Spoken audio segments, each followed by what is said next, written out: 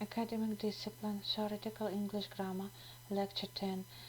Adverb as a part of speech. The lecture is based on materials from a course in theoretical English grammar by Mark Bloch. Categorial meaning of adverbs. The adverb is usually defined as the word expressing either property of an action or property of another property or circumstances in which an action occurs.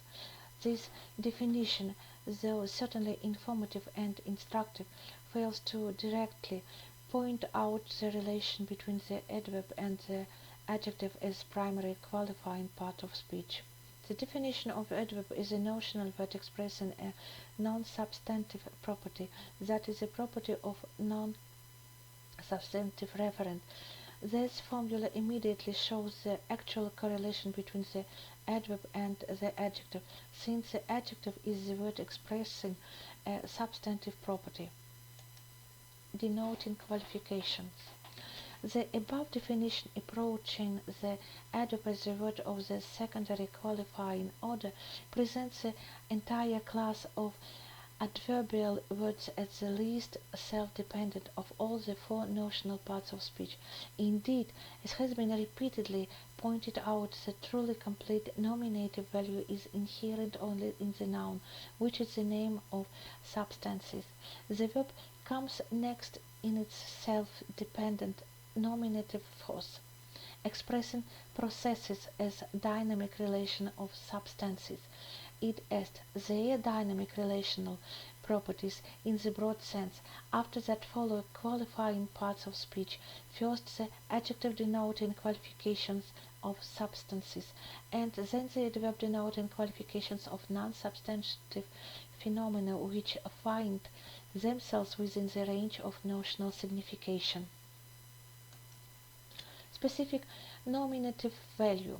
Thus the adverb is characterized by its own specific nominative value, providing for its inalienable status in the system of the parts of speech. Hence, the complaints of some linguists that the adverb is not rigorously defined and in fact presents something like a thumb for those words which have been rejected by other parts of speech can hardly be taken as fully justified. On the other hand, since the adverb does denote qualifications of the second order, not of the first one like the adjective, it includes a great number of semantically weakened words which are in fact intermediate between notional and functional lexemes by their status and often display features of pronominal nature.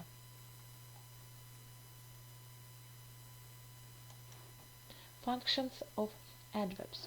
The adverbs are characterized by a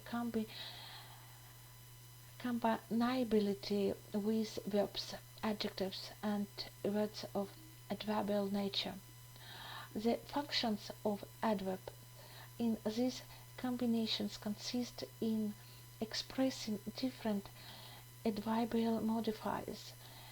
Adverbs can also refer to whole situations. In these functions they are considered under the heading of situation determinants. The woman was crying hysterically, an adverbial modifier of manner, in left-hand contact combination with the verb predicate. Wilson looked at him appraisingly, an adverbial modifier of manner in left-hand distant combination with the verb predicate. Without undressing, she sat down to the poems, nervously anxious to like them. An adverbial modifier of property qualification in right-hand combination with a postpositional aesthetic attribute adjective. You've gotten awfully brave, awfully suddenly. An adverbial modifier of intensively in right-hand combination with an adverb aspective determinant of the situation. Then he stamps his boots again and advances into the room. Two adverbial determinants of the situation. The first of time, in right-hand combination with the modified predicative construction. The second of recurrence in left-hand combination with the modified predicative construction. Adverbs in attributive positions. The use of adverbs in outwardly attributive positions in such and like examples appears to be in contradiction with the functional destination of the adverb. A word that is intended to qualify a nominal syntactic element by definition.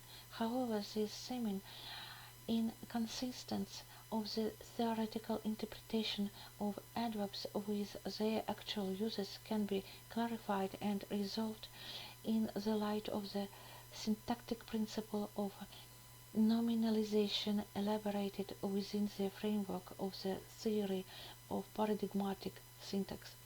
In accord with this principle, each predicative syntactic construction paradigmatically correlates with a noun phrase displaying basically the same semantic relations between its notional constituents.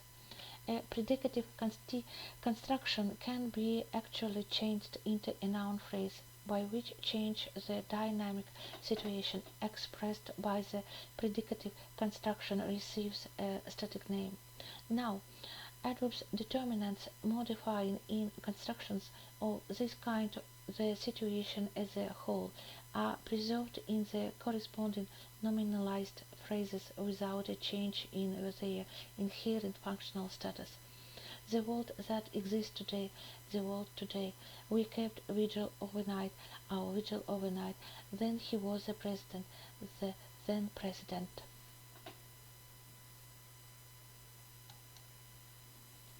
Thank you for attention.